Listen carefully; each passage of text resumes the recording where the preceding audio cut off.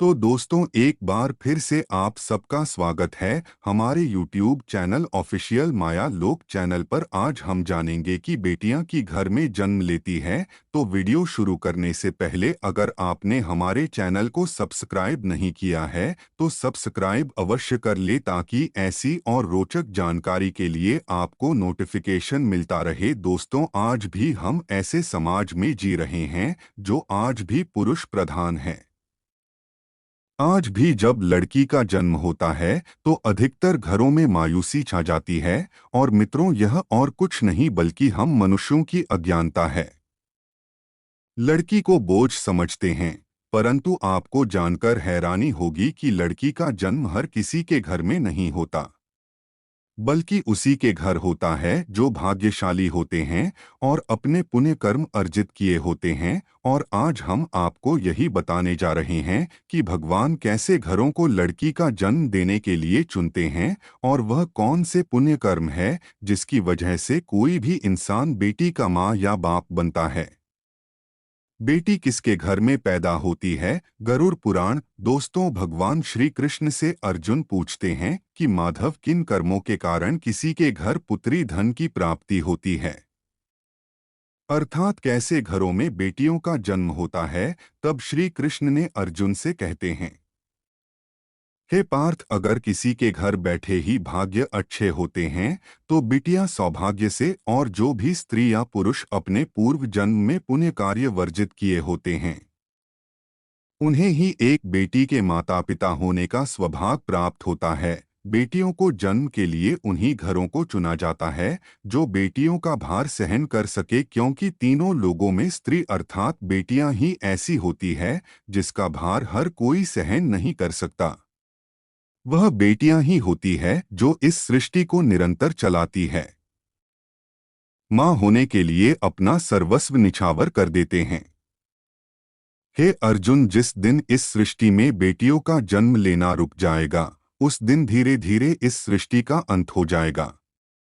मित्रों को भगवान श्री कृष्ण के इन बातों पर गौर किया जाए तो उनका कहा बिल्कुल सही है, क्योंकि बेटियां अगर नहीं होंगी तो किसी का भी वंश आगे नहीं बढ़ सकता। दोस्तों, आपने भी कई लोगों को कहते सुना होगा कि जिस घर में बेटी का जन्म होता है वह घर स्वर्ग के समान होता है, क्योंकि बेटा तो केवल एक कुल को रोशन करता है, बेटियां तो दो कुलों को रोशन करती हैं। माता पिता के घर वह बेटी के रूप में अपने उत्तरदायित्व का निर्वहन करती है, तो ससुराल आकर एक बहू के रूप में सारे कर्तव्यों का पालन करती है, क्याडकियां पिंडदान कर सकती है। दोस्तों, आजकल आप सुनती हो बेटियां वो परिवार में किसी के मर जाने पर उसका पिंडदान नहीं कर सकती है। लेकिन यह बिल्कुल भी सही नहीं है, क्योंकि रामायण में बताया गया है कि प्रभु श्री राम के पिता राजा दशरथ की मृत्यु हो गई तो माता सीता अर्थात राजा दशरथ की बहू ने भी उनका पिंडदान किया था, जिससे उन्हें जन्म मरण के चक्र से मुक्ति मिल गई थी। इतना ही नहीं, हिंदू धर्म शास्त्रों में बताया गया है कि बेटियां भी अपने पिता के नाम का पिंडदान कर सकती है।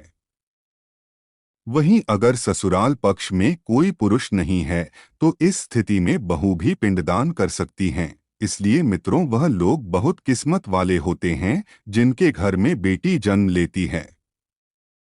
वही वह प्रबल किस्मत के होते हैं जिनके घर एक से ज्यादा बेटियां होती हैं। शायद यही कारण है कि बेटियों को लक्ष्मी कहा गया है। दोस्तों, बहुत से लोगों की सोच यही होती है, बेटी है तो बिना समय गवाएं और इस पर पढ़ाई में पैसे लगाएं, लड़कियां जन्म क्यों लेती है।